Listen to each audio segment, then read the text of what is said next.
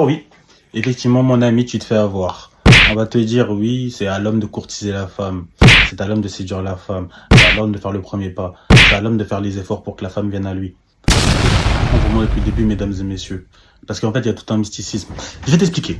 En fait, c'est très simple. Dans la société, forcément, on a fait en sorte que les hommes qui puissent faire le premier pas pour que les femmes ne puissent avoir rien à faire, tout simplement. On a fait une société pour faire en sorte que l'homme soit à la merci de la femme. En réalité, c'est pas le cas.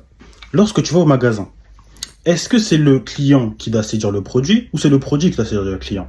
Ça ne veut pas dire que si je fais le premier pas envers une femme, que je dois parler avec elle, indirectement c'est moi qui dois la séduire. C'est elle qui doit me séduire. C'est pas parce que moi je fais le premier pas que c'est moi qui dois aller la séduire. Donc part du postulat, étant moi le client, elle le produit, ce n'est pas parce que je me déplace vers elle, dans le magasin, que je décide de l'acheter, que c'est moi du coup que je dois la séduire. Que le problème c'est qu'aujourd'hui, on nous fait croire que c'est à l'homme de courtiser la femme, de draguer la femme, d'aborder la femme, de créer un échange avec la femme. Sauf que c'est totalement faux. Parce que lorsque vous basez sur les contes de Walt Disney, c'est-à-dire tout ce qui est Peau d'âne, tout ce qui est Sissi, tout ce qui est Cendrillon et que sais-je, tout un mysticisme derrière. Leur but était de faire en sorte que l'homme soit à la merci de la femme. Les femmes aujourd'hui, qu'est-ce qu'elles se disent? Elles se disent, en l'occurrence, c'est à l'homme de me courtiser, moi j'ai rien à faire. Sauf que c'est totalement faux. Encore une fois, c'est pas parce que l'homme vient t'aborder que toi tu ne dois fournir aucun effort en retour. Pour que l'homme puisse s'intéresser à toi et s'investir envers toi, il faut bien aussi que toi aussi, mademoiselle, tu montres que tu es investi. Pour que lui, il ait envie de continuer à parler avec toi. Sous risque que lui puisse se désintéresser et passer à autre chose. Donc partez du principe, mesdames, que ce n'est pas parce que l'homme vient vers vous que vous devez fournir aucun effort. Là, malencontreusement, il ira voir ailleurs. Et comme j'ai toujours dit, l'herbe est toujours plus verte ailleurs.